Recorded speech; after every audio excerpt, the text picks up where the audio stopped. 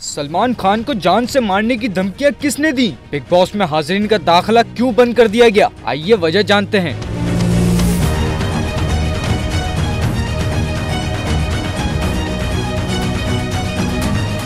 Bollywood star Salman Khan को मुसलसल जान से मारने की धमकियां मिल रही हैं, जिसके बायस शो की सिक्योरिटी को मजीद सख्त कर दिया गया है। शो की इंतजामिया ने सेट पर हाजिरीन के दाखिले पर मुकम्मल पाबंदी आयद कर दी है। बिग बॉस के सीईओ ऋषि नेगी ने बताया कि अब शो में कोई लाइव ऑडियंस शामिल नहीं हो सकती। इसका मकसद सलमान खान की हिफाजत के साथ साथ शो की रवानी बरकरार रखना है। भारतीय मीडिया रिपोर्ट्स के मुताबिक ये धमकियां गैंगस्टर लॉरेंस बिश्नोई से मुंसलिक हैं। वाज़ेह रहे कि गैंगस्टर लॉरेंस बिश्नोई की जानिब से सलमान खान को मुतअद्दिद बार जान से मारने की धमकियां दी गई हैं। इन धमकियों की शिद्दत और बार बार होने के सबब शो की टीम ने हिफाजती इंतजामात में इजाफा किया और हाज़रीन की शिरकत पर पाबंदी लगाई।